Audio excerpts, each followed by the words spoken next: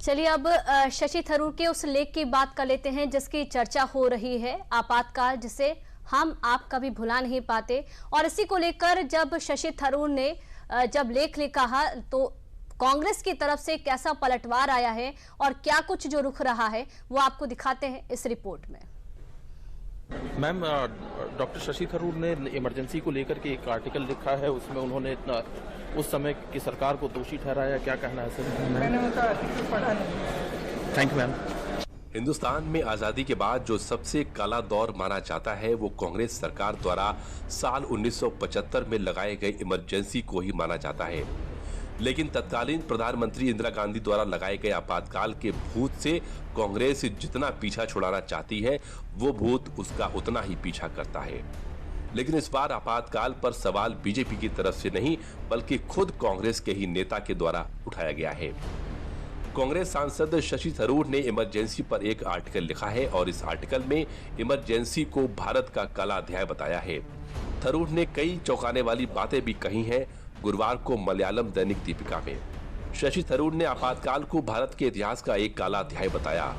थरूर ने लिखा कि कैसे आजादी खत्म की जाती है ये 1975 में सभी ने देखा।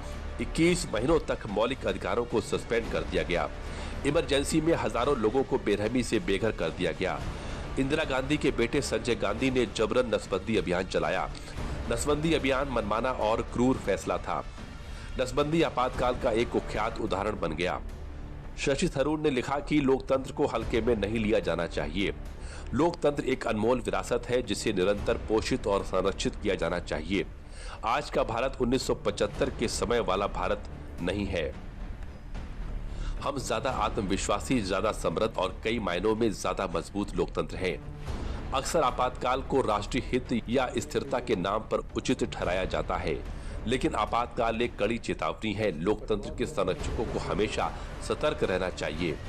इमरजेंसी की वकालत करने की हैसियत किसी भी कांग्रेसी के अंदर नहीं है। शशि थरूर एक समझदार नेता है, बौद्धिक दृष्टि से प्रखर नेता है और उन्हें ऐसा लगता है कि ये जब आपातकाल की 50वीं वर्षगांठ का ये वर्ष है तो निसंदेह इस सदमे को लेकर जिस तरह से आज भी लोगों के रोंगटे सिहरने लगते हैं, वहां कांग्रेस की वकालत करना या उस दौर के पक्ष में बोलना किसी भी लीडर के लिए मुश्किल की बात है। कांग्रेस पार्टी के लिए इमरजेंसी हमेशा से उसकी फजीहत करने वाला मुद्दा रहा है। एक ऐसा मुद्दा जिससे कांग्रेस हमेशा नजरें चुराती रहती है। अभी कुछ दिन पहले ही आपातकाल के 50 साल पूरे होने पर बीजेपी ने देश भर में संविधान हत्या दिवस मनाया था। तब तक कांग्रेस सांसद शशि थरूर ने यह बयान देकर नया बखेड़ा खड़ा कर दिया कि यदि उनके किसी वरिष्ठ नेता को 50 वर्ष के बाद भी इस बात का एहसास होता है, एक तो बहुत देर से हुआ, जिसे एक शेर में कहता ना, आह तो चाहिए उम्र सर होने तक, कौन जीता है तेरी जुल्फ के सर होने तक। तो 2 उम्र निकल गई। अगर 25 साल की एक जनरेशन माने तो 2 जनरेशन निकल गई। अब इसके बाद भी यदि कांग्रेस पार्टी इसका विरोध करती है तो स्पष्ट है कि वो इमरजेंसी की मानसिकता को सही मानते हैं और आज भी पूरी निर्लज्जता के साथ उसका समर्थन करते हैं। कांग्रेस पार्टी खुद अब कांग्रेस पार्टी के गांधी वाड्रा परिवार को एक्सपोज कर रही है। शशि थरूर ने कहा है कि जो इमरजेंसी वाला एरा था वहां पे डेमोक्रेटिक फ्रीडम्स को स्नैच कर दिया गया था।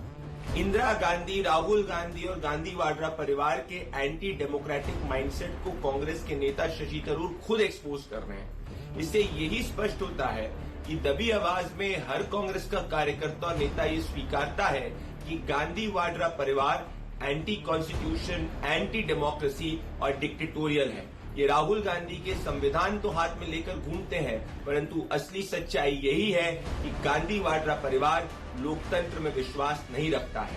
ऑपरेशन सिंदूर के लिए सर्वदलीय प्रतिनिधिमंडल का हिस्सा बनने के बाद से ही कांग्रेस सांसद शशि थरूर सुर्खियों में है। अभी हाल ही में 23 जून को थरूर ने द हिंदू में पब्लिश एक आर्टिकल में लिखा था कि पीएम मोदी की ऊर्जा वैश्विक मंच पर भारत के लिए प्रमुख संपत्ति बनी हुई है। तब कांग्रेस ने इसे थरूर की निजी राय बताया था, लेकिन इस बार तो थरूर अपनी ही पार्टी के दशकों पुराने फैसले पर हमलावर हो गए हैं। ऐसे में सवाल उठने लगे हैं कि कहीं थरूर की यह बगावत कांग्रेस खेमे में होने वाले किसी बड़े उथल पुथल के तो संकेत नहीं है।